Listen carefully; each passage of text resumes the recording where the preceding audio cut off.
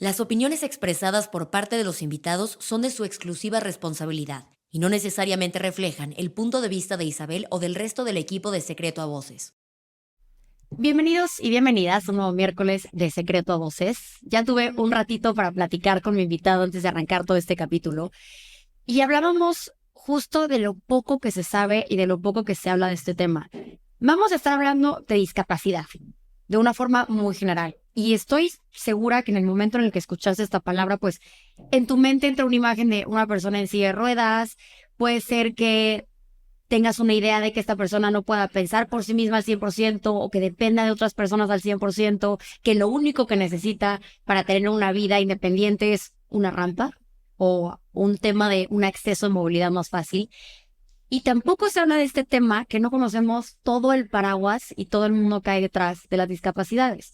También pensamos que se nace así, entonces toda la vida se vive de esa manera, entonces creciste así, estás acostumbrado, estás acostumbrada.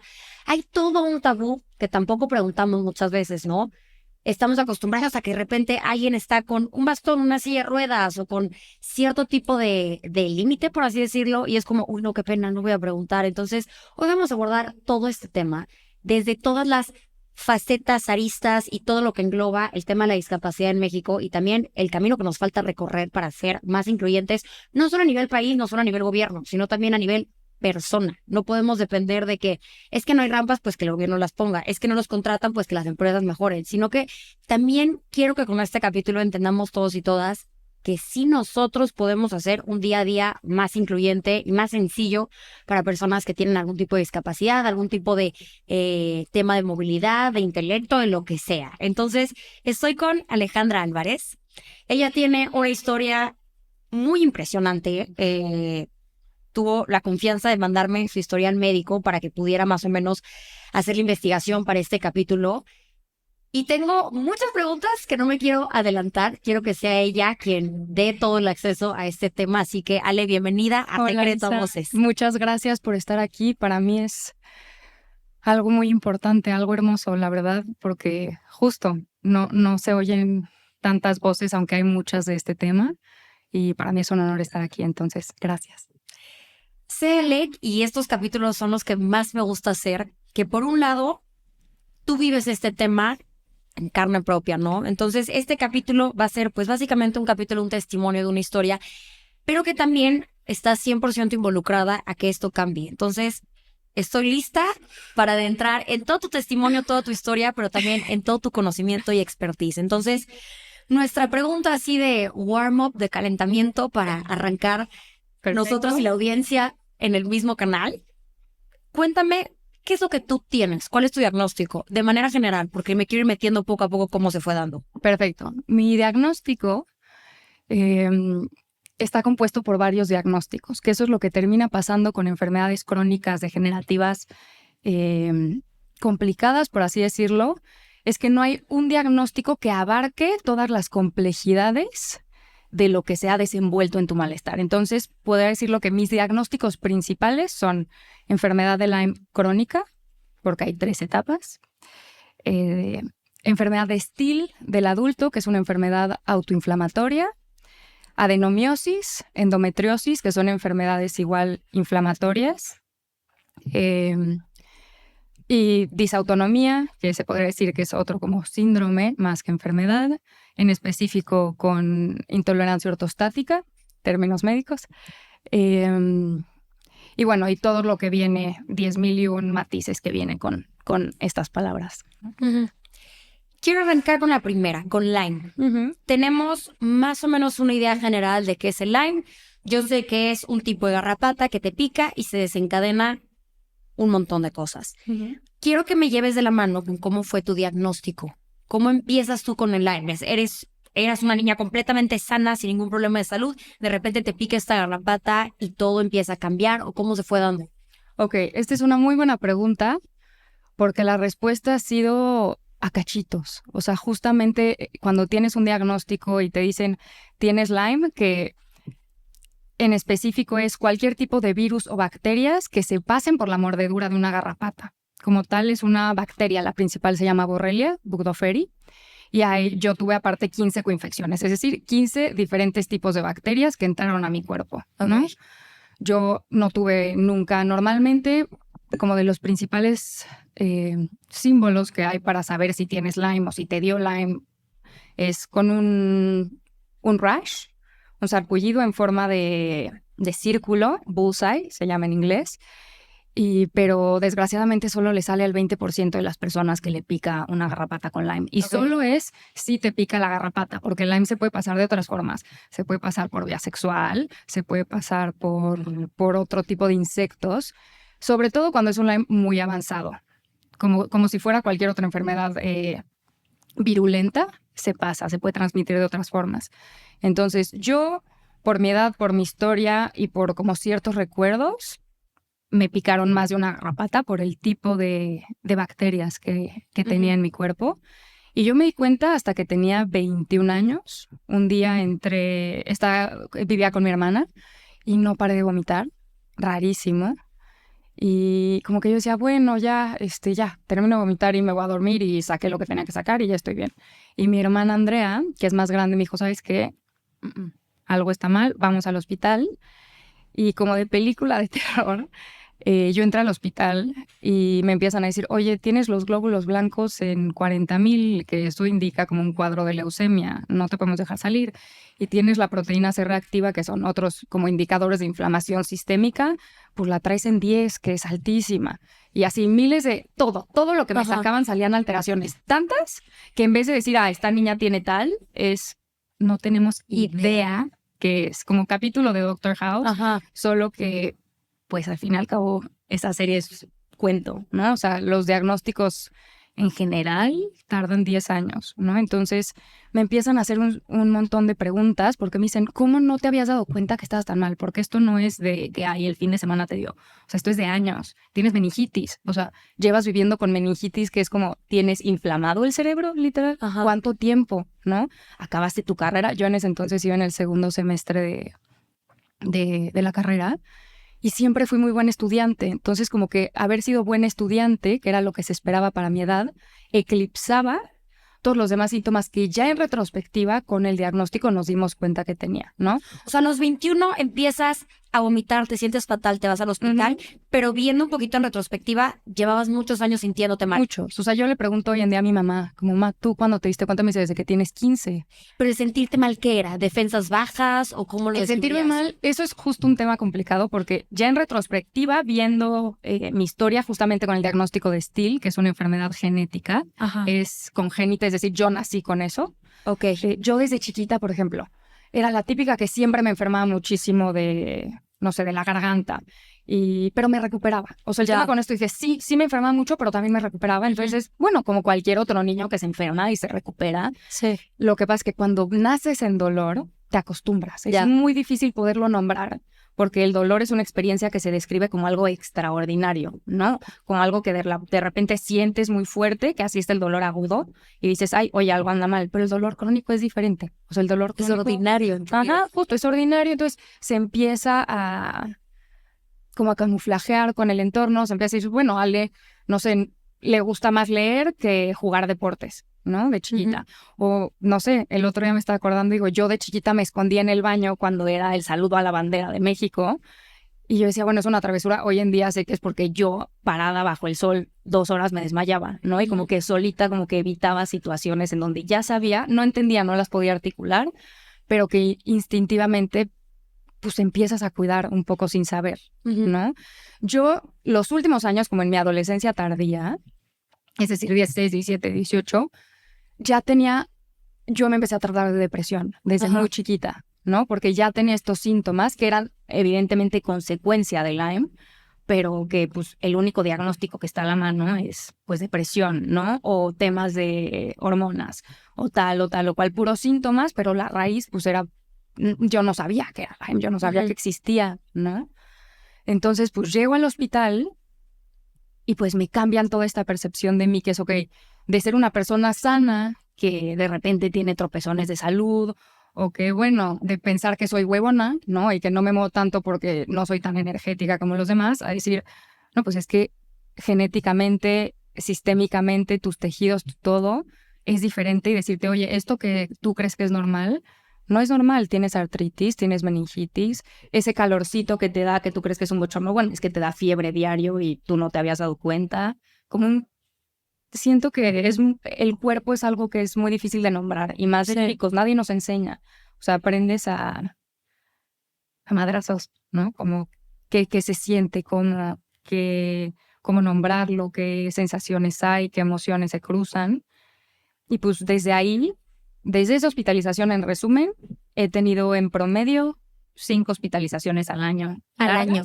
Sí, al año. O sea, en total yo llevo como, el otro día hice cuentas, pero es como 28 anestesias, 30 y tantas hospitalizaciones, medicamentos montón, tratamientos montón. ¿Esto fue a los 21 y hoy tienes? 27. Ok. Han sido 7 años. 7 años. Ha cambiado. Hay matices, que creo que eso también es como importante mencionar, porque luego la gente es como, híjole, pues es que ya lleva enferma muchísimo tiempo, ¿no? Y pues nunca se recuperó, tal y tal, que en cierta perspectiva es cierto, pero en otra perspectiva, pues uno, para mí, por ejemplo, el poder tener diagnósticos, o sea, a veces es muy abrumante el que se te vayan juntando diagnósticos, ¿no? Pero también para las personas enfermas, normalmente tener un diagnóstico es un logro bien grande. O sea, tanto personal, de haberse sometido a los tratamientos, de seguir con vida el suficiente tiempo para que se puedan desarrollar más cosas, ¿no? Y pues sí, creo que, a ver, después de eso, los primeros años yo creí que era solo Lyme. O sea, los primeros 3 años. Ok, decía, 3. 3. 3 te quedaste solamente, tengo Lyme. Tengo Lyme, es un Lyme muy, muy, muy perro, Ajá. ¿no? Aparte no es solo Lyme, voy a Estados Unidos, en Estados Unidos me explican, bueno, no solo tienes Borrelia, tienes tantas coinfecciones y cada infección se trata diferente porque son tantas y no todas se tratan igual. Por ejemplo, Babesia, que es otra de las bacterias que hay, es una bacteria intracelular, adentro de la sangre de los glóbulos blancos. Entonces, pues para eso necesitas quimio, porque la única manera de quitarlo es matando a la célula, porque vive adentro de la célula. Y a mí me decían, bueno, chance tus marcadores leucemoides, que yo siempre tenía como temas hematológicos fuertes, tiene que ver con eso. Entonces, lo que pasa con medicina es que, sobre todo con enfermedades complejas, los fenómenos se pueden explicar desde diferentes lentes con la información que tienes. Sí. ¿No? Entonces, pues los primeros años fue como de madrazo, pues dejar la universidad, te tenemos que poner un catéter al corazón, tienes que diario pasarte medicamentos. Era con una enfermera y yo como que siento que para mí era mucho como depender de un segundo a otro, entonces me metí a un curso de enfermería en el hospital mientras estaba ahí y aprendí a usar mi catéter, como que siento que desde ahí empecé como a... Es que justo lo que te iba a preguntar, a ver, yo me regreso a los 21 años de tener una vida completamente independiente, que sí, lo que me platicabas, ¿no? Que de repente pues te sentías mal, pero tú no sabías pero que había algo, sola, ¿me entiendes? o sea, Ahí vas a la universidad y todo. Y de repente un día de estar vomitando en tu casa, te llevan a un hospital y ¿qué crees? A partir de hoy tienes Lyme, tienes ABCD, necesitas depender de una enfermera, tienes que dejar de estudiar, te tenemos que hacer tal. Sí, porque si ¿Cómo no recibes esto? Porque aparte, uno es, pues la mortalidad te pega, ¿no? O sea, como, ok, pero tengo 20, pero se supone que es el culmen de mi vida donde voy a estar más vital y todos mis amigos están pasando por esta etapa 1 y yo estoy como en esto, que aparte ni siquiera sé cómo comunicarlo bien, cómo procesarlo. Pero justo creo que en el tema puntual del catéter lo digo porque para mí creo que de las maneras que pude sobrellevar esto y como hacer, pues y seguir viviendo, fue justo tomar agencia sobre mis cuidados, ¿no? Como que volcarme primero como hacia, o sea, bueno, esto me toca, pues voy a aprender de esto y lo voy a hacer bien y me toca descansar, pues, ¿qué es eso? Creo que lo más fuerte para mí en ese momento fue te tienen que bañar, ¿no? Porque aparte lo que pasa con el Lyme es en el momento que le das, mi cuerpo colapsó, o sea, yo llegué al hospital porque ya mi cuerpo, o sea, ya estaba 2 de... Sí, no era de que aquí empezaba. Justo, llegué con un pulso de 20 sobre 40, ¿no? O sea, de que mal. Y pues es como esto de tienes que parar para después recuperarte. Lo importante aquí con el Lyme es que yo decía, bueno, el Lyme es crónico, no tiene cura, pero sé que hay remisiones, ¿no? O sea, sé que pues chance puedo volver a mi vida normal después. O sea, como que los primeros 3 años que estuve en cama, la idea que me ayudaba a seguir era fantasear con que, no, pero voy a salir con una historia increíble de esto, ¿no? Y la voy a 3 años en cama, me acabas de decir. 3 años, 3 años. De repente salía, tenía que hacer, porque en cama es relativo, porque me la viví en el hospital también. Ajá. Estuve en una clínica de Lyme 4 meses, fuera de México. ¿Qué más? Mi mamá fue la que me acompañó en todo este proceso y no sé, como que en ese momento todavía lo pienso y fue una época, se podría pensar de las más duras, pero creo que esta ingenuidad emocional de, bueno, pero se me va a quitar, tal vez, porque aunque te digan es crónico, no se quita, en tu cabeza no hay Ni forma, madres, no hay forma que puedas visualizar, pero es que ya nunca voy a volver a poder subirme una bici igual, ¿no?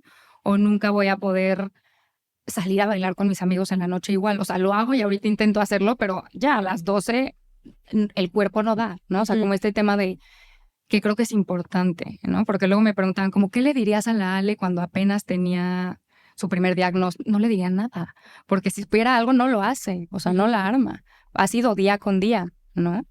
Y cuando ya se empezó a poner más complicado, fue en un tema de, bueno, tu Lyme ya está en remisión, alcancé lo que para mí era inalcanzable, lo que los doctores decían, híjole, por ti, por tu gravedad, hubo un punto donde me dijeron, pues no están funcionando los tratamientos, tú sigues estando en sepsis y pues cada vez te estás disminuyendo más, falla cardíaca, tal y tal. Ya no hay nada que hagamos por ti. En términos no médicos es como infección, ¿no? Se te infecta todo. O sea, no es un tema de ahí tengo infectada la muela, tengo infectado el colon. Estoy envenenada, vaya. Completamente infectada y tu cuerpo empieza a entrar en un proceso bastante rudo degenerativo donde se come a sí mismo y colapsan los órganos. Entonces, eso era mi normal. Entonces, yo estaba bien porque estaba chavita. O sea, bueno, ya estoy chavita, ¿no? Pero la juventud pues ayuda, ¿no? Ayuda a que pues aguantes ciertas cosas. Pero cuando llego a esta remisión, que era como igual como un milagro médico en términos de wow, no manches, por primera vez después de años estás saliendo negativas en pruebas, que en Lyme es complicado, que salgas negativo en pruebas no significa que realmente no lo tengas, pero, o sea, estás en remisión, tus síntomas están mejorando, tal y cual. Y así estuve como 4 meses más, yo diciendo, híjole, ya estoy mejor. Ahí en ese entonces todavía no usaba ni silla ni bastón, aunque debía de haberlo usado desde antes. ¿Por qué? Porque a mí me pasaba que caminaba y, por ejemplo, me dejaba de funcionar, porque te afecta mucho también como temas neurológicos el Lyme. Entonces, de repente me dejaba de funcionar la pierna y era de que caminaba y hizo. En el momento. En el momento, así, como de la nada, dejo de tener pierna, deja de funcionar, deja de responder. Y la primera vez que te pasó eso que sentiste, es que, o sea, claro, para ti es algo a lo que estás relativamente acostumbrada. Pero es que yo me imagino, o sea, yo, Isabel, salir de aquí caminando y que de repente una pierna no me responda. Sí, está loco. Está loco. Está muy cabrón. O sea, siento que, a ver, obvio te aterrorizas, pero estás como en modo supervivencia. Ok. O sea, como que, o sea, yo pensando ahorita, todavía yo estoy en modo supervivencia, sigo, es algo que siento que como personas con enfermedades crónicas, sobre todo que son agresivas, que te ponen en riesgo, que hace que es a urgencias como seguido y así, siempre está, ¿no? Solo que he aprendido a relacionarme con eso diferente. Es, ok, no todo el tiempo tengo que estar así. Ese pensamiento intrusivo, que chance no es intrusivo, que es diciéndome, oye, vete al hospital, si es, ya tengo como ciertos protocolos para decir, ok, tengo fiebre, sí, no. Es cosas que antes no se te cruzan, no sabes qué me está pasando, ¿no? Entonces, para mí, creo que al principio, pues sí me asustaba, pero más era como, yo racionalizo mucho las cosas. O sea, un tema de, pues voy a investigar y era como, pues sí, ya sé que pues tengo Neurolyme, entonces sé que no está viendo sinapsis y ya me hicieron un SPECT cerebral y tengo daño en el cerebro, en el lóbulo frontal, entonces ya, o sea, como que lo racionalizaba y decía... Yo fui así también, fíjate, investigar este mecanismo de defensa. Es mi mecanismo de defensa y me salvó, ¿eh? O sea, sí. Es porque es lo que tenía que hacer, porque aparte si no lo hacía yo, no lo hacía nada, porque muchos médicos, o sea, bueno, tienes una consulta con un doctor que sabe de Lyme, pero la tienes una vez cada 6 meses. Entonces, los demás doctores que vas, que es lo que pasa mucho con estas enfermedades, que en el sistema médico no se conocen, porque son relativamente nuevas o se consideran nuevas, no porque lo sean, sino porque apenas la investigación está empezando. Pero bueno, es que es muy largo. Tú guíame, por favor. Deja de funcionar, entre comillas, ciertas partes de tu cuerpo, de repente una pierna, tal. ¿Empiezas primero con el bastón y luego la silla de ruedas o cómo se va dando eso? En ese inter, pon tú, cuando estaba en aeropuertos, cuando viajaba, ya me pedía, o sea, usaba ayuda técnica, pero no era mía. O sea, en el hospital hay una silla, entonces voy, me dan necesito una silla que lo dan. Pero entonces yo lo usaba como, bueno, esto es porque estoy de transición y porque, o sea, como el tema de, pues estoy en el aeropuerto y la tienen y la necesito ya, pero como para mí en mi día a día, tampoco porque en mi cabeza era como, pero ¿cómo voy a salir así a la calle? Mejor espero a recuperarme.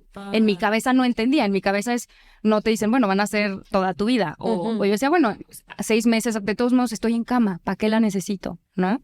Entonces, siento que cuando, después de mi remisión de Lyme, que sigue estando activo, o sea, el tema con el Lyme crónico es, me detonó todo lo que ahorita viene después de eso. Y hay gente que lo llama como post-Lyme o Lyme crónico, lo que sea, se refiere a lo mismo, que es, hizo un cambio profundo y permanente en mi cuerpo, donde se detonaron un montón de cosas. De las primeras que yo me empecé a dar cuenta es una infección en la panza, que se llama Clostridium difficile, por el uso de antibióticos. Lógico. Se ve que estás muy acostumbrado porque lo acabas de pronunciar con una elegancia. O sea, es rarísimo, Clostridium difficile, o sea, difficile está en el nombre, te imaginarás. Entonces, lo que hace esa bacteria es, se alimenta de antibiótico y te pudre el intestino, literal, a grandes rasgos.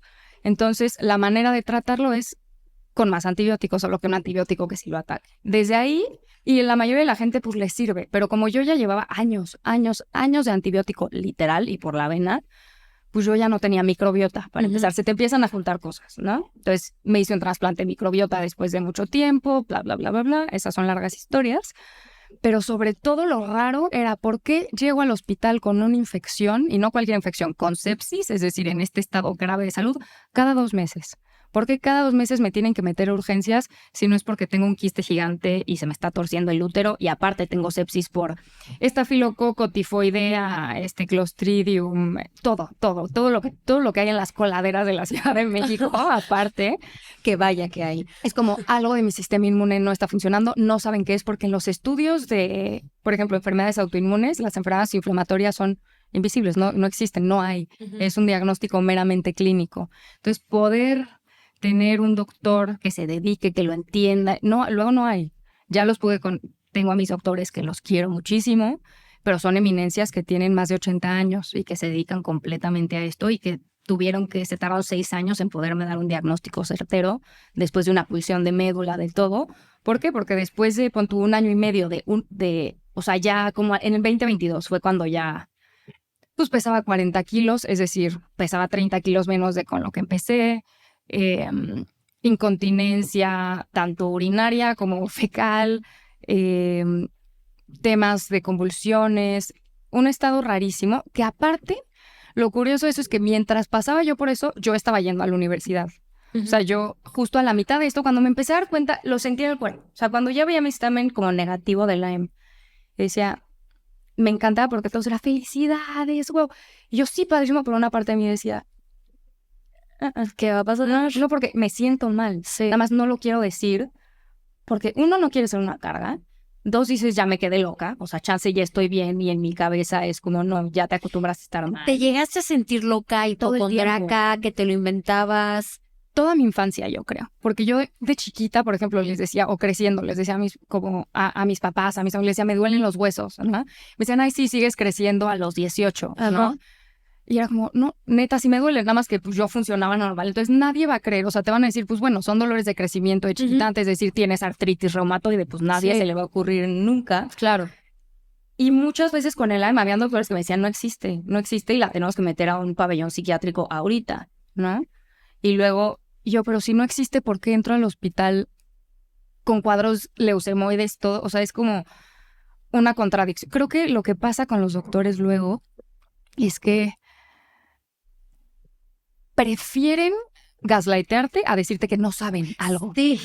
Me encanta que saques esto. Sí. Es fuertísimo porque eres loca. Obvio, porque aparte es como, señor, punto, a mí pasó con el útero. A mí me tuvieron que quitar 40% del útero, una histerectomía parcial a mis 24 años, por tratamientos de baja calidad de doctores de los hospitales más, se supone que top, máximos, responsables, tal y tal y tal, pero que te dan al fin y al cabo tratamientos negligentes. Sí. Porque conmigo, me pusieron un DIU y yo les decía, pero es que tengo una enfermedad inflamatoria. O sea, pero no entienden. Y yo, o sea, que tú no entiendes que si yo camino de más me da calentura. O sea, ¿qué va a ser un cuerpo extraño? Yo estaba aterrorizada. Ajá.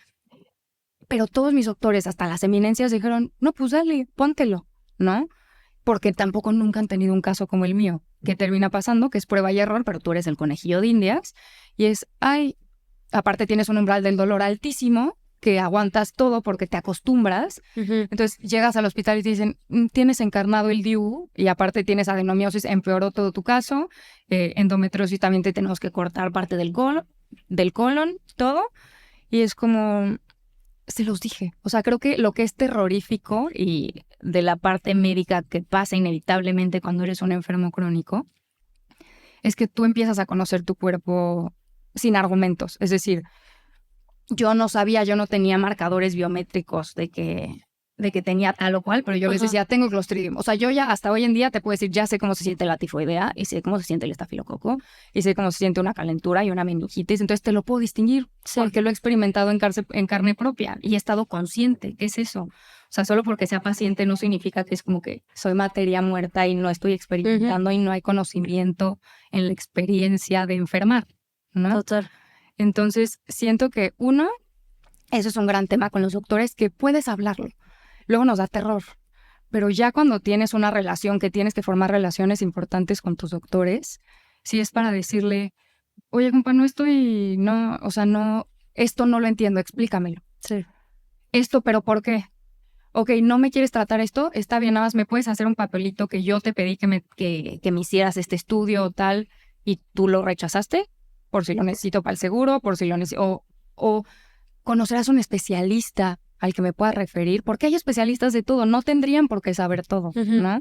Entonces creo que lo importante y como de las principales como green flags de aprender a estar en el sistema médico es tomar tu agencia. O sea, es decir, porque luego te ponen una bata, te encueran y es como te vamos a hacer esto y esto y esto y esto, y como que dices, pues ya, no me Están haciendo su chamba y me toca nada más reposar mientras la hacen. Y yo porque soy un ratón de biblioteca y me gusta y entiendo y los puedo platicar y es el propéutico de medicina antes de todo esto, entonces como que ciertas nociones las tengo muy claras. Yo creo que las personas con enfermedades crónicas nos terminamos volviendo en expertos en nuestra condición, más que nadie. Pero es un proceso bien fuerte como de... Antes yo lloraba nada más, ¿no? O sea, han habido varias historias pues desagradables en el sistema médico que es como que, no sé, les digo, esto me da alergia y no me escuchan y me lo ponen y termino en un brote igual de alergia, ¿no? O simplemente comentarios... pues se podrían llamar como crueles, que es como estás en quirófano y, por ejemplo, hay un estudio que se llama urodinamia, que estás consciente pero estás medio drogada, estás rodeada por 5 doctores, te abren las piernas, te meten un tubo por la uretra que duele aparte un montón y pues una de las reacciones normales es llorar, ¿no? Pues sí. Y habían doctores que me decían, cállate, no llores, ¿no? Que es como... Y lo más impresionante es que yo salgo en recuperación y llegan las doctoras mujeres y me dicen... No le hagas caso, es que él es así. O sea, saben que está mal, Sí. pero no pueden hacer nada porque, pues, evidentemente todo... El sistema médico es complicado, como toda la cultura. Hay desde machismos, capacitismos, que es como esta discriminación a las personas con discapacidad, a las personas enfermas. Hay mucho esta noción de como superioridad, que es como, pues, si no estás sano es porque algo estás haciendo mal, ¿no? Que creo que es algo que en este tiempo, después de lo de Lyme... O sea, como de darme cuenta, de ir agarrando poco a poco mis diagnósticos, disautonomía, endometriosis, y por ende empezar a tener tratamientos más adecuados, como que pude salir un poco del modo supervivencia de, ay, güey, nada más me estoy muriendo, y empezar a digerir todo lo que había aprendido, porque es un montón, ¿no? Es mucho, y lo sigo haciendo y lo seguiré haciendo porque no va a parar. Creo que de las principales como cosas que hay que entender con enfermedades, que te decía que me decían es que no ha mejorado después de tantos años de tratamiento. No, pues claro que ha mejorado. Si no hubiera mejorado, me hubiera muerto desde la primera hospitalización. Tengo una capacidad de sanación, de homeostasis, aunque la gente crea que no hay la enfermedad. Claro que la hay. No todos los cuerpos resisten. Para empezar, soy de las personas como más adultas que existen con enfermedad de estilo del adulto. Normalmente o mueres o se te quita, o sea, o madura tu sistema inmune en la infancia y se te quita. pero como adultez, pues o sea, yo veo fortaleza en eso, ¿sabes? Veo fortaleza en, pues al fin y al cabo es mi historia, es mi cuerpo, es quién soy y pues le he aprendido mucho y es una manera de vivir distinta que creo que eso es lo que más me gusta en ese aspecto de la enfermedad, que luego cuando lo digo la gente se asusta porque es como, ¿cómo te va a gustar? No la romantices. Y es bueno, pues claro que me gusta porque es parte fundamental de quién soy uno, como que parte de las bases de decir, ok, no voy a regresar a ser quien era antes de tener mi diagnóstico o antes de perder estas capacidades corporales. Ha sido como poder crearme desde diferentes lugares y pues darme cuenta que la capacidad de adaptación es padre. O sea, es un proceso creativo lindo. Eli, me gustaría preguntarte, en toda esta historia, pues hay cosas que se ven y hay cosas que no se ven. ¿A qué voy con esto? Sepsis, inflamación, dolor crónico, son cosas que a vista yo no puedo saberlo, ¿me entiendes? Entonces, si yo soy un compañero tuyo de clase, una amiga tuya, pues para mí sigue siendo, Ale, y si no me quieres compartir que estás pasando por esto, pues yo No ni me te das entero. cuenta, claro. Pero una vez que entra el bastón y una vez que entra la silla de ruedas, son cosas que sí se pueden ver. ¿Sentiste alguna reacción en tu entorno cuando pasó esto?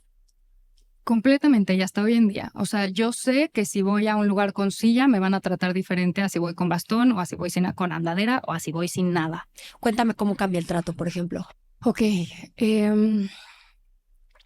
Primero con el bastón, la gente es muy curiosa, que es bueno que sean curiosos, solo que hay veces que para ellos te preguntan y lo que termina siendo para ti es todo mundo que ves, lo único que te pregunta es ¿por qué usas bastón? ¿Por qué usas bastón? ¿Por qué usas bastón? Entonces, el bastón lo que tiene es que como que la gente no lo entiende. Es como, pero la veo caminando bien, como que nada más lo usa al lado. No lo entiende, pero no le da miedo preguntar. No le da miedo preguntar. O sea, como que sigue siendo... No, Ay, es como, hay ¿qué te algo pasó? ahí. ¿Te torciste el tobillo? Sí, sí, o sea, sí, como sí, que sí. creen... No es cosa tabú. Ajá, y siento que lo preguntan y luego cuando es la respuesta, como que no saben qué hacer, que hay de dos. O evitan, o sea, cambian de tema rápido, o te dan un consejo que es un mal consejo, porque tú ya lo sabes, como, no sé, métete 7 chiles de árbol y se te va a quitar.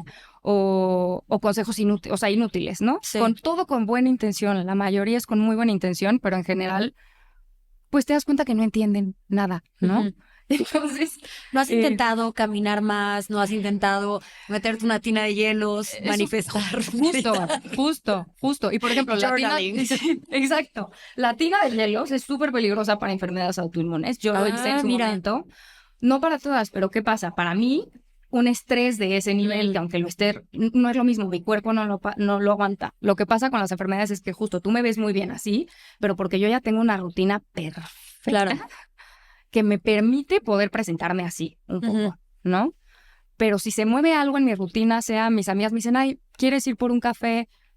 2 días ya voy a estar tirada, ¿no? Que aunque parece exagerado, sí. Es impresionante como de película. Salgo de aquí, porque ahorita no es que lo estoy fingiendo, pero me da adrenalina, ¿no? Sí. Las cámaras, estar hablando esto, pero yo sé que al rato va a llegar a mi casa y me desguanzo, ¿no? Sí. O sea, por completo. Y eso te puedo entender, dime, sé que no está ni cerca de ser lo mismo, ni cerca de ser lo mismo. Yo que tengo disautonomía me pasa eso.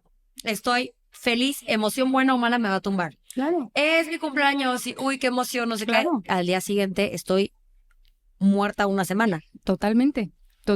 Y a ver, son escalas diferentes, pero no es que sea completamente...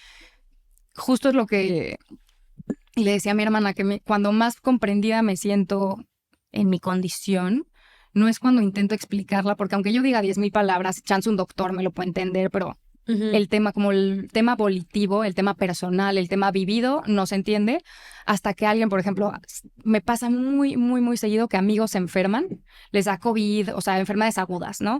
Una gripa, un tal, o de repente se les tuerce un tobillo y todos me escriben, he pensado mucho en ti.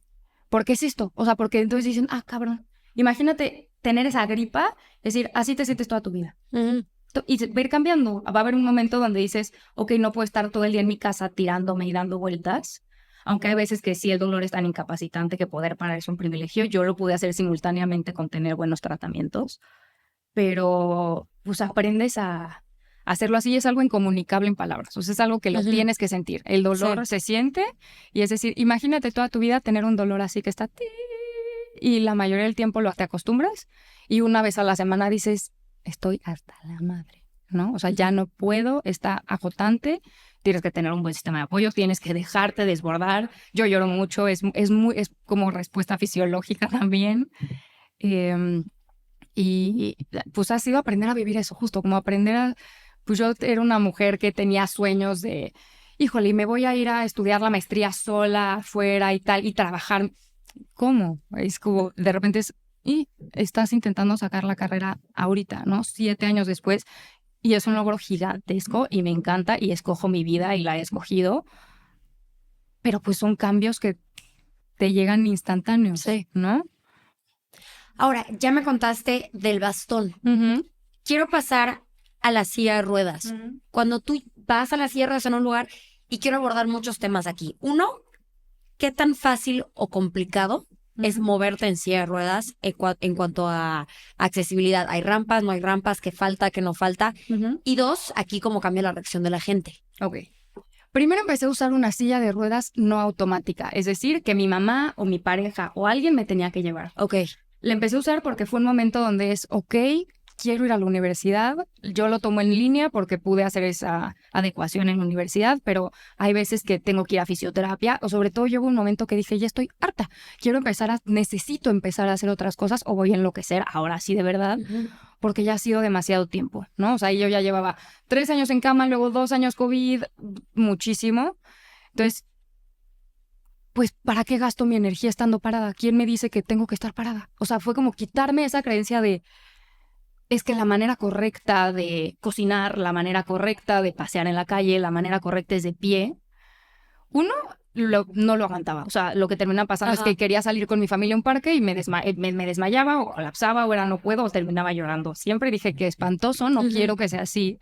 Entonces, primero lo primero fue, me compro esta silla, la vi en el súper, me acuerdo perfecto, que estaba en el súper y estaba caminando. Y primero había visto de las sillitas motorizadas que hay en el súper, ya sabes, y se la uso y luego dije como, tienes 20 y tantos años, ¿no? Y luego dije, como que me capté inmediatamente pensando, dije, qué estupidez, la enfermedad se da en todas partes, la discapacidad se da en todas las edades, de todas las formas. Primero me senté en el carrito.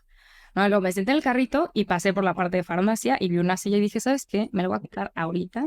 Y fue feliz. O sea, para mí como que siento que en el antes no lo había pensado porque hay mucho tabú, hay mucho miedo, la gente lo piensa y dice como, qué tragedia que tiene, que... A mí me lo han dicho textualmente, qué tragedia que una mujer como tú tenga que estar en... Y es como, ¿por? ¿No? Entonces, todo quieras o no, eso se te queda en la cabeza. Claro. Y cuando lo compré estaba tan feliz porque dije, ay, no tengo que... Para primero fue como, puedo dejar mi cosa, no tengo que esforzarme. Luego me enteré que tengo 5 hernias por artritis en la espalda. Entonces, tenía que usar, o sea, no puedo, yo no aguanto estar parada tanto tiempo, tanto porque me da fiebre y todo mi proceso inflamatorio empeora. Y fue un tema, pero no lo hice racionalizando cuando escogí la silla, fue un tema de me siento mejor sentada. Disfruto mejor la vida sentada. Puedo hacer lo mismo parada, pero voy a estar de jeta y la voy a estar pasando mal y me voy a amargar. ¿Por qué me amargaría por estar en una posición que los demás me quieren ver cuando yo sé que me veo mejor así? En todos los aspectos porque me siento mejor, ¿no? Entonces fue esa. Y quieras o no, como que también fue raro porque yo soy andona. Entonces era un tema de, no, pues llévame para acá. Y perdí mi autonomía en ese aspecto porque pues dependía de alguien. Y, por ejemplo, no podía darle la mano a mi novio nunca, ¿no? Porque pues él me llevaba atrás. Entonces era como así. Entonces, un día pasé por una tienda, vi una silla motorizada, la compré. Fue un tema igual, por ejemplo, mis familiares se sacaron mucho de onda igual, porque fue como, ay, güey, de un día a otro, pero como si yo te había visto parada y es como, no, me sigo pudiendo parar, pero este tema de, pero ¿por qué escoge? ¿Por qué escoges? O sea, como este tema que creen que es una elección. Y creo que es lo que pasa con las discapacidades. No te está rindiendo. Ajá, justo es este tema de ya se desahució. Sí. Ya se... O sea, tenías un bastón y ahora estás en silla de ruedas. Y es como, ya se desahució. Un paso abajo. Como, híjole, y pues es impactante, ¿no? Para ellos entiendo que se lo hace más visible. Lo que para mí era más cuerpo cómodo. Sí, y como tú dices, era invisible, entonces pues es invisible, es cómodo, se les olvida, pero verme así es como, ¡ah! ¿No? Y lo que era una locura es que para mí, ahí es donde me di cuenta que la cultura como que tuerce mucho por eso son importante una buena representación de la discapacidad, porque para mí mi silla es libertad, ¿no? O sea, para mí lo que significó fue retomar mi vida y decir, ¿sabes qué? Pues sí, no se te va a quitar, pero puedes hacer un chingo de cosas y las puedes hacer de manera diferente. Y te estás cuidando increíble, nadie te puede decir que está no sirviendo tu tratamiento, porque claro que no, estás mejor que nunca. Tus temas de, yo ahorita mis temas de como biométricos estoy mejor que he estado nunca. Con las cosas que ya sé que son permanentes. ¿Con qué? Yo vivo con incontinencia urinaria justo por el dolor crónico. El dolor crónico te tensa muchísimo al nivel que pierdes elasticidad en la vejiga. Entonces, pues tienes derrames, ¿no? Entonces, desde ahí es como, tengo que comprar como Tampax y ni siquiera, empezar a usar, dices, voy a usar pañal a los tantos años, lo vas a hacer. Y sin vergüenza, ¿no? Sí. Y la espalda no puedo porque tengo 5 hernias y si me dejo de inyectar mi medicina se me inflaman y no me puedo mover. Ya lo sé. Seguramente a la larga me va a traer consecuencias los efectos secundarios. Sí, en su momento lo voy a enfrentar. Ya no puedo vivir como angustia, porque luego es como que la gente dice, pero las medicinas también. Sí, pero sin ellas ahorita no estaría viviendo. Estaría muerta, literal, por empezar, pero la gente romantiza, como que como te ven bien es como, pero si te abstraigo de todas estas cosas y te quito la silla, ¿estás bien? No, estoy bien porque uso estas cosas, ¿no? Entonces, y desde ahí justo me empecé a dar cuenta que no hay representación de gente como yo. La enfermedad siempre se representa o el angelito que se murió y se salvó o el que se curó, ¿no? Pero este proceso de el que vive en enfermedad toda su vida y es una chinga y ya no es tan bonito retratarlo en la tele porque la gente se empieza a ir, es cansado, no todo el mundo tiene pues, la energía ni el tiempo ni le interesa como convivir con alguien en dolor porque impacta tu entorno, obvio, la gente que te ama le duele tal y tal y hasta por ejemplo en la comunidad de personas con discapacidad han tenido tema con aceptar a las personas con enfermedades crónicas porque hubo un lema muy famoso en los 80s hablando de la despatologización de la discapacidad, que es discapacidad no es enfermedad. Y en efecto, hay casos donde discapacidad no es enfermedad, pero como es un espectro, hay casos de la discapacidad donde sí es una enfermedad y no tiene nada de malo. Este tema que le tenemos terror es que se patologiza. No, es que, por ejemplo, si yo no hubiera pasado por un proceso de patologización, ¿qué implica? Que me diagnostiquen, que tenga una historia clínica, que se diga esto se tiene que quitar de ti, ¿no? Cuando tenemos que...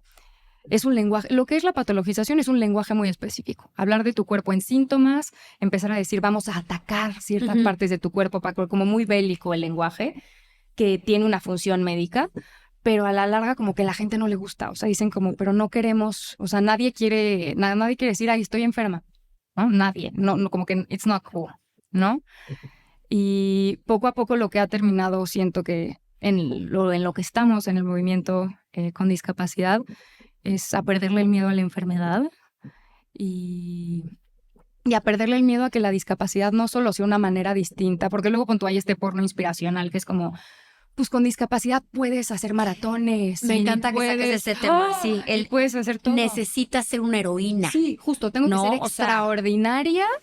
Que tu discapacidad no te frene, que la silla de ruedas no te frene. Tienes que ser un ejemplo, tienes que ser un héroe, tienes que ser... Güey, dame chance. O sea, Y en un momento puede ser glorificante y te sirve y que sin medios y todo y bla, bla, bla. Y en un aspecto, pues, lo puede ser, pero ni todo el mundo lo puede hacer. Porque yo los 3 años que estuve en cama y si hubiera muerto, no hubiera sido de que no hice nada o hubiera sido peor persona de lo que soy ahorita. Sí, por supuesto que no. No fuiste un buen ejemplo de discapacidad. No fuiste un buen ejemplo. No te vamos a poner... tienes que ser extraordinario, no te tiene que doler, pero te tiene que doler bonito. Hay mucha gente que aparte el dolor encabrona. Entonces, tienes que ir a terapia, todos que tengan dolor crónico vayan a terapia, porque si no te consume, porque es normal, porque el dolor lo que hace es, o sea, te tiene que cambiar en algo para que lo peles, ¿no? Entonces, pues sí, o sea, como que siento que en esta parte de representación, discapacidad, apenas estamos...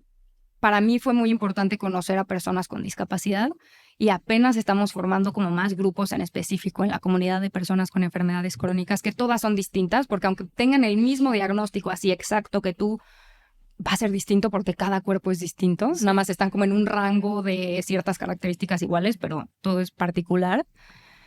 Y pues sí. Y te digo que, Ale, o sea, me encanta que saques esto de la romantización, ¿no? Tenemos que ser héroes, porque siento que no es la única etiqueta que existe alrededor de personas con discapacidad. Decías hace rato que no hay representación con personas con discapacidad, ¿no? Entonces, claro, yo tengo una imagen de que una persona en silla de ruedas es automáticamente, y aparte tenemos esta serie de palabras que es, está malito, Sí, eufemismos, nos es encanta. tontito, es un tal, y existe cierta como infantilización alrededor de una silla de ruedas o alrededor de cierta discapacidad, ¿no? Me pasa, se cuenta con Nicolás, mi primo, que es autista, que luego la gente llega y es, ¿cómo estás, flaquito? Muy bien, es como, el niño tiene un IQ más alto que tú, te lo juro, o sea, pero existe esta como parte como de infantilización o como de, no, pues si estás en silla de ruedas, pues no te vas a poder enamorar, no te vas a poder echar un tequila, no vas a poder tal, ¿cómo llevas tú esta parte?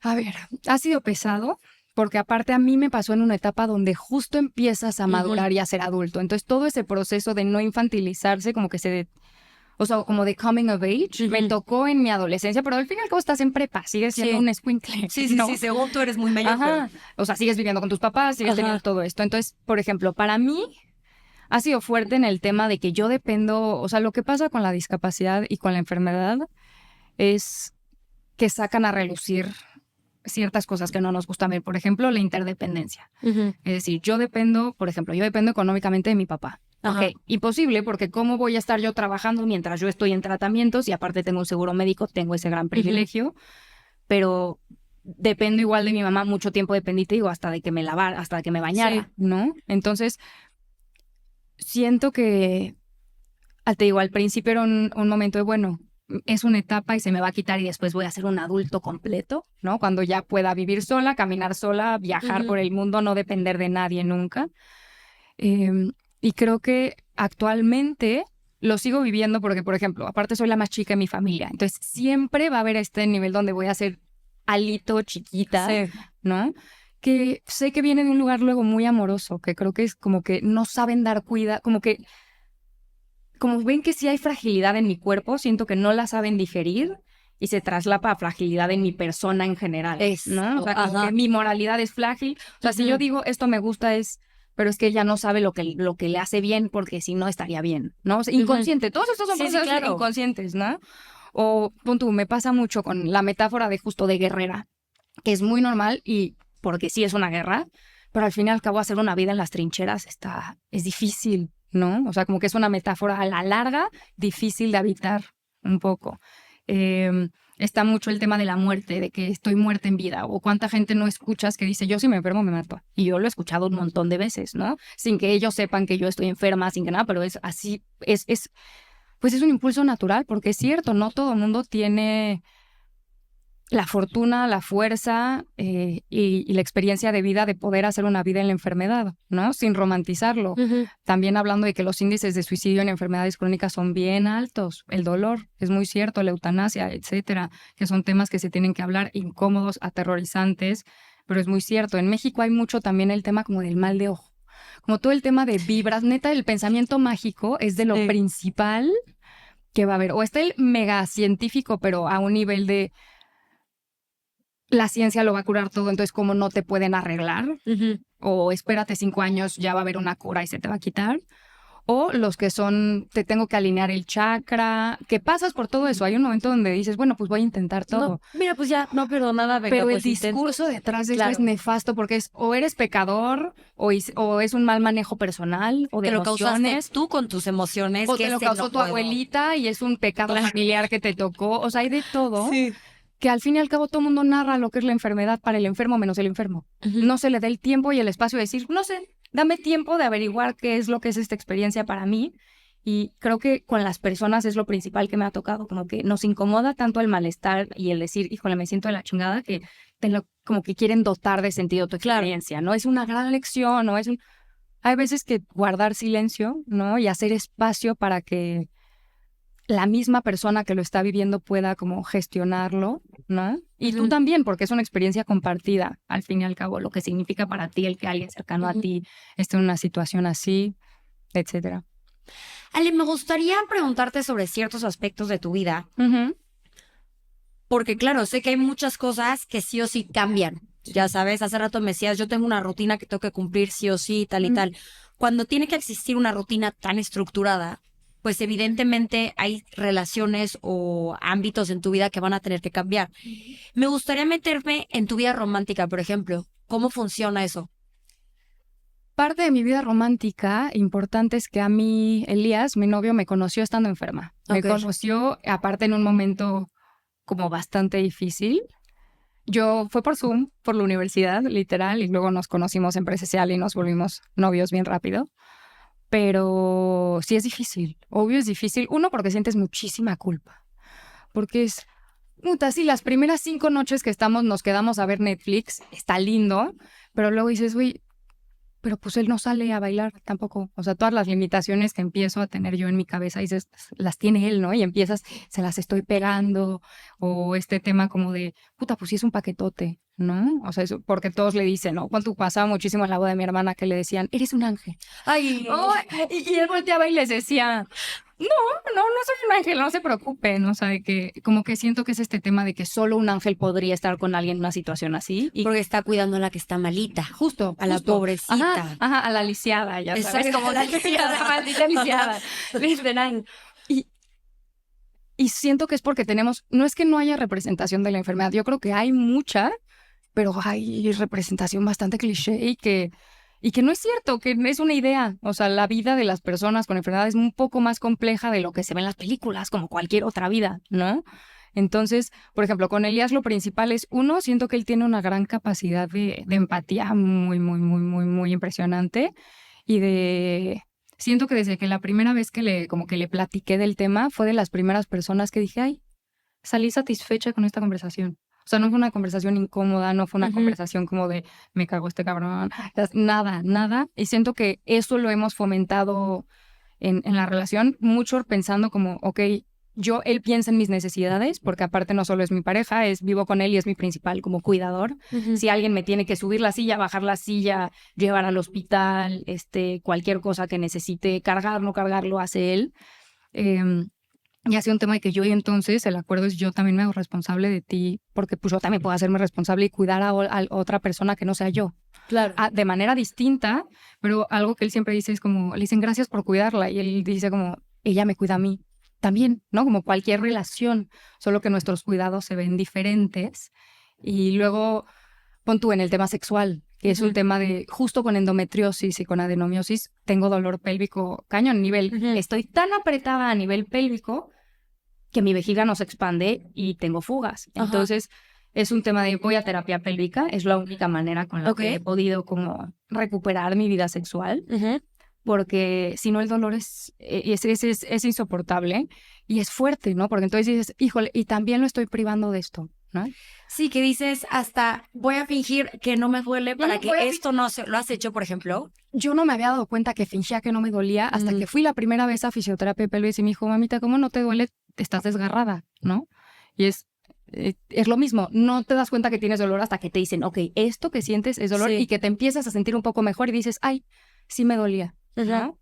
Entonces, y trabajarlo mucho emocionalmente, porque también cuando él se entera de esto es, bueno, porque yo tampoco la quiero lastimar, nunca, ¿no? Sí, claro. Entonces, tienes que aprender a vincularte sensualmente, más allá de sexo tradicional, penetración. La sensualidad es un tema aparte padrísimo, porque algo padre de tener dolor, un poco sadomasoquista de mi parte, pero la gente cree que solo hay dolor, pero hay mucho alivio también. O sea, hay mucho, cuando tienes tanto dolor, neta, cualquier cosa te alivio. Quitarte un saco, acomodarte así, y te tienes que enfocar en eso. O sea, sí hay guías, y ahí es donde no es solo negro, ¿no? Sí. Entonces, se traslapó también a mi parte de mi vida sexual, ¿no? Que es formas diferentes de vincularnos sexualmente, sensualmente, y mientras yo trabajo y él trabaja por su parte, tanto personal y yo físico, pues en general, ¿no? Sí, claro. Mi chamba es trabajar en el tema del piso pélvico para que ya no me duela. Exacto. Tu chamba es... Emocionalmente agarrar qué onda con que te dé miedo, ¿no? Exacto. Por ejemplo, ¿Cómo te sientes tú seguro cómo vinculándote disfrutas sexualmente tú, conmigo? no se trata solo de mí. Y creo que es eso. A mí me da mucha culpa que digo, la enfermedad abarca tanto que no solo en mi relación con pareja, pero con todo siento que es como... Yo era una persona antes que era la típica que buscaba a todo mundo, que estaba para todo mundo, que como que... Y cuando te enfermas, pues no te das abasto. Dices, tienes que ver por ti primero, por ti después y por ti último. Y luego para mí me revienta porque siento que abarca demasiado, ¿no? ¿Cuántos cumpleaños de mis hermanos no he podido ir porque hay hospitalización? O no puedo ir porque no tengo energía. Y tienes que ser como que luego es muy fuerte como culparte y decir, es que puta, arruino todo, ¿no? O sea, yo. Y ahí es donde sí tienes que separarte un poco de tu enfermedad, abstraerte, aunque yo te digo, ese concepto a mí no me gusta, pero o sea, si lo sabes usar bien, funciona como para decir, no es que tú seas una carga, tu enfermedad es una carga para ti también, ¿no? O sea, tú lo estás cargando también. No eres tú con tu voluntad que quieres que la vida de los demás sea diferente, ¿no? Entonces, sí, creo que en la parte como de pareja, comunicación, comunicación, comunicación, supongo que mucho amor, porque no es fácil, y disfrutar. O sea, como que siento que ya es algo secundario o sea, es como es parte de quién eres tú, sí, y como que me ve como una persona completa. Sí. ¿No? Entonces, pues se da fácil, dentro de todo se da muy bien. Ale, en la intro de este capítulo dije que la inclusión es un tema que tenía que ir mucho más allá de acciones gubernamentales, de leyes, de todo esto, ¿no? Y que estaba en nuestras manos trabajarlo en el día a día. Sí. Creo que ya con todo lo que explicaste, acabas de dar una representación fuerte en el tema de discapacidad, como de, ok, esto está pasando, tal y tal y tal, ya tengo un poquito más de empatía, de comprensión y lo que sea, ¿no? Pero me gustaría preguntarte, y sé que tienes mucha expertise en este tema, ¿qué comentarios evitar? ¿Qué palabras evitar? O sea, desde el idioma, ¿no? Yo soy muy creyente que la manera en la que nos expresamos, las palabras que utilizamos Hay son poder. súper importantes, ¿no? Claro. Súper, súper importantes. ¿Qué términos evitamos? ¿Qué términos sí usamos? Ok. Para empezar, justo este tema de minusválido, que es literal clarísimo la connotación que tienes, que vale menos, inválido, enfermito, está malita, o sea, cualquier eufemismo. Si la persona está enferma, a mí en personal, a mí no me molesta decir que soy una persona enferma. Hay gente que prefiere decir como soy una persona con enfermedades tal, tal, tal. Yo no tengo tema. Igual si me dicen está discapacitada, yo no tengo tema. En general la gente dice persona con discapacidad. Yo en lo personal no hay problema. Es muy personal, hay gente que le molestan unas cosas. Por ejemplo, hay gente que prefiere que le digan que no se nombre, pero tiene que ver mucho con el proceso personal de la persona de aceptamiento, porque el capacitismo se da también para adentro, ¿no? O sea, hay mucha gente que ellos mismos quieren ocultar su discapacidad. Yo fomentaría a que nombren, porque no es una mala palabra, es algo que existe y que necesita ser nombrado para existir y para poder poner el tema sobre la mesa y delimitarlo y entenderlo.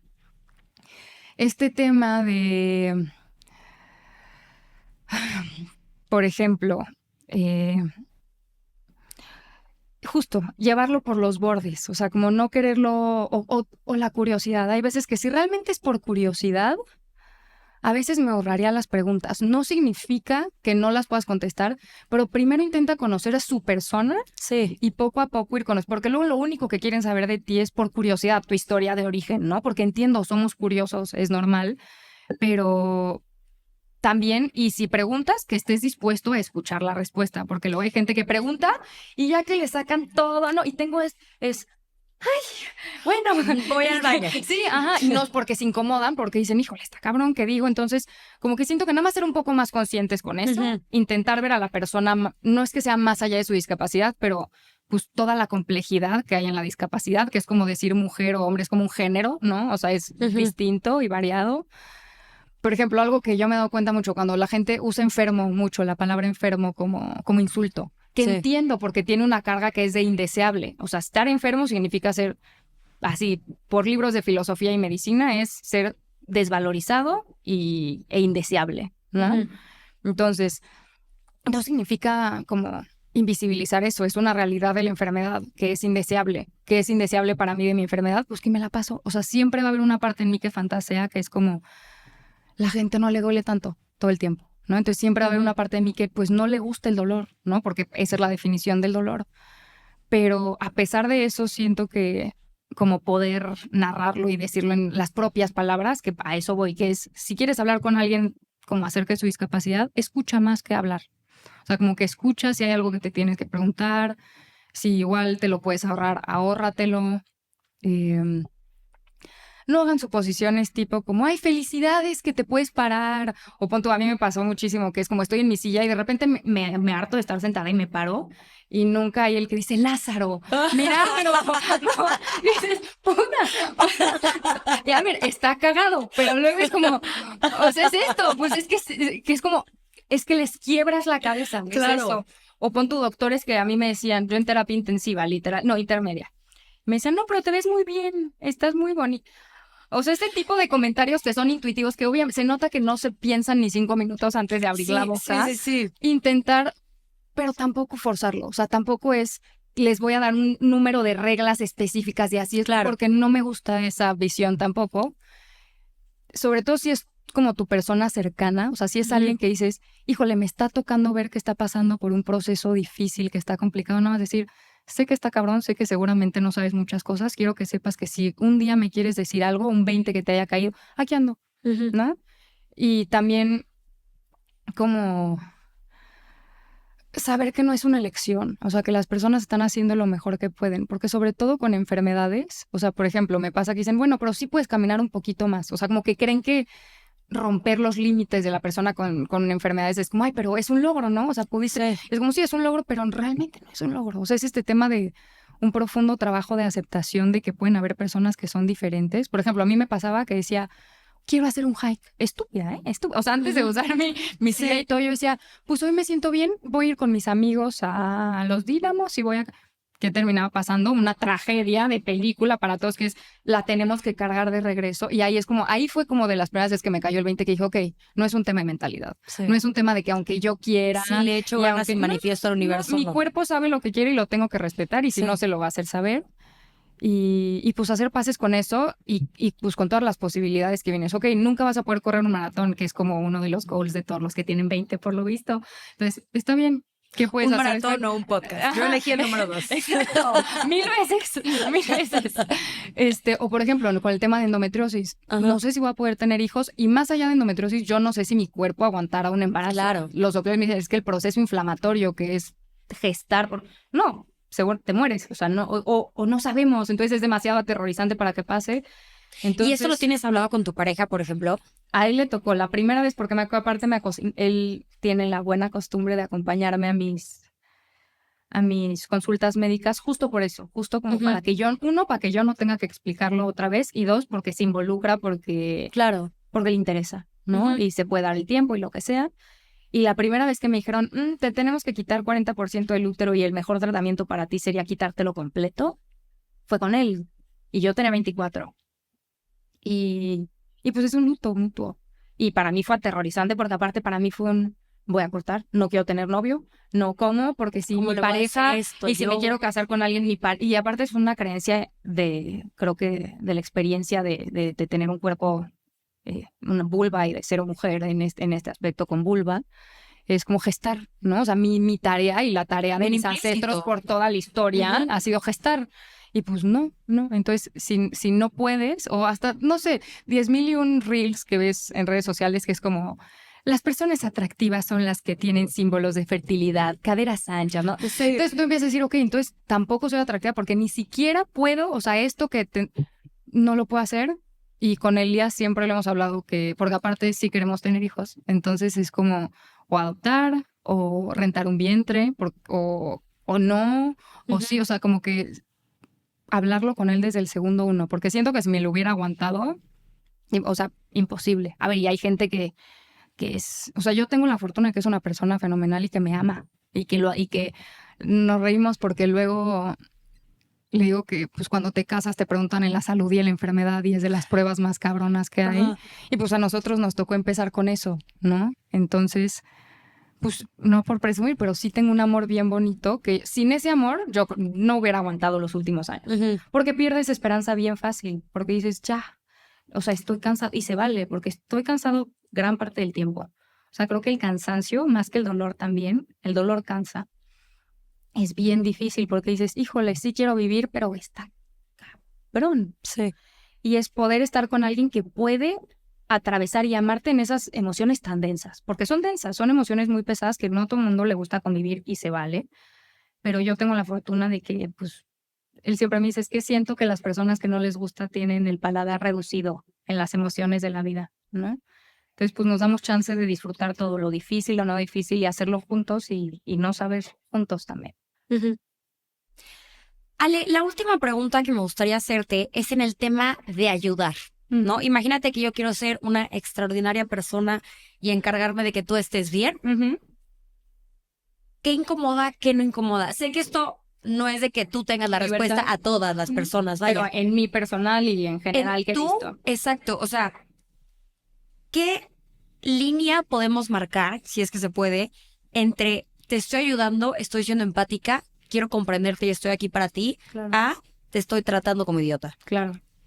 1, siempre pregunten si necesita ayuda. Antes de dar ayuda, pregunten si la requiere. Ok. Porque a mí me ha pasado historias de amigas que tienen disautonomía durísima y que, por ejemplo, se estaban desmayando y un familiar las llevó al coche con las puertas abiertas y en lo que corría por un suero, y hay personas que creían que estaban ayudando y les cerraron las puertas del coche. Ajá. Entonces la mujer se terminó casi desmayando en un golpe de calor. Ajá. Es este tema de preguntar, porque luego lo que creemos que ayuda puede hacer mucho daño.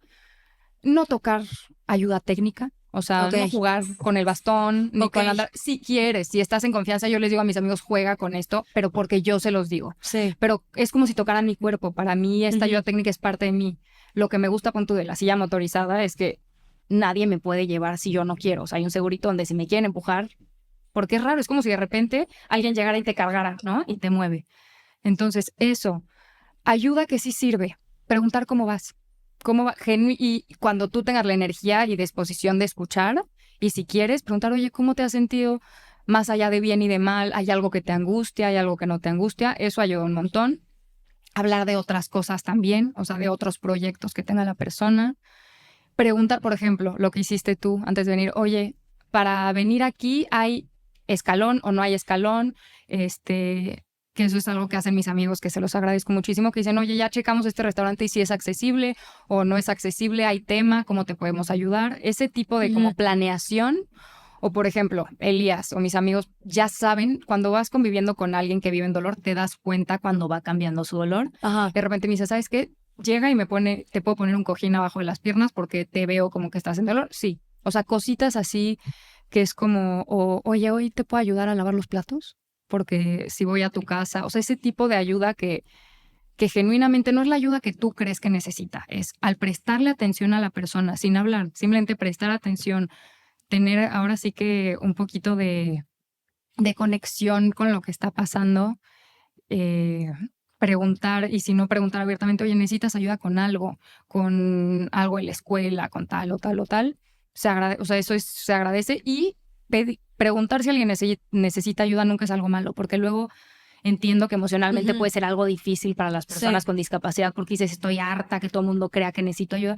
Bueno, es un proceso personal, pero pues sí necesitamos ayuda, es la realidad, y todos necesitamos ayuda, nada más que nosotros es más evidente, pero nunca está de más preguntar. O sea, necesitas algo y ya, y si te dicen que no, hacerle caso a lo que la persona te dice y confiar que no.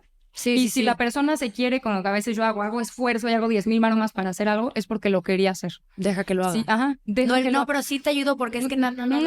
Porque si no, eso es una sobreprotección que no ayuda, porque lo que estás reforzando inconscientemente es no eres capaz. Tú no no eres puedes. capaz, tú no puedes, Sí me tú no necesitas a mí. puedes, tú no puedes. Y hay veces que sí, tú no puedes, pero cuando tú dices, ok, no puedo, necesito ayuda, porque entonces lo que sí puedo hacer es pedir ayuda. O sea, sí, ahí hay agencia, ahí hay pues gestión personal, ¿no? Y ahí es donde no hay infantilización, porque es lo que pasa con los niños. Ese es el tema de la infantilización y las personas con discapacidad. Se cree que lo que quieren no saben bien qué es lo que es bueno para ellos, ¿no? El niño va a querer comer chocolate todo el día, entonces le vas a decir no, porque si tú te dejo a ti solo a cuidarte, va a terminar siendo un desastre. Se cree que es lo mismo. Entonces, para no infantilizar es confiar en que nadie sabe vivir su vida mejor que la persona que lo está viviendo, y que tú estás ahí para acompañar si quieres, igual que esa persona está. Es como si de repente yo llegara le digo a mi mamá que luego la gente llega y te da consejos que tú no pides de la nada, que es como, oye, pero no te lo pedí, y ya es como, pero estás mal, te voy a dar un consejo.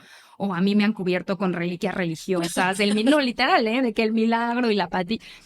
Y eso sí se lo pueden ahorrar, ahórrenlo, porque lo que están diciendo es terrible, es una maldición lo que tienes, necesitas un milagro. hacer. Ajá, necesitas un milagro. Es muy fuerte digerir eso, ¿no? Entonces, otra vez somos personas. Tenemos nuestras dificultades, nuestras cosas de manera de ser diferentes, pero pues somos personas, igual que todos los demás. Pues Ale, te lo agradezco en el alma. No sé cómo gocé esta conversación. O sea, creo que hice un cuarto del guión que en realidad te iba a preguntar, pero se me fue Hablo el tiempo.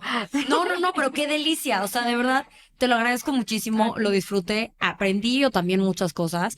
Porque te voy a decir la verdad, antes de empezar a armar tu capítulo, sí había ciertas cosas que sin saberlo, sí hacía o pensaba, ya sabes, Es que es lo normal, no es malo y la gente tiene que dejar también de tener culpa. O sea, no es su culpa no saber. Y te voy a decir que, o sea, me llama mucho la atención y con esto cierro porque ya me estoy pasando el tiempo.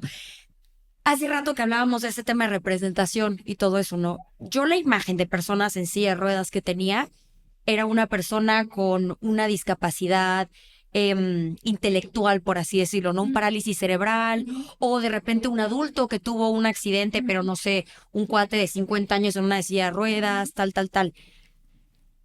Me topé hace cuenta con el Instagram de Andrea Zuckerman, que Te es amamos. @Suki con Z, ¿no? I'm Suki, sí. I'm Suki. Échenle un ojillo por ahí también.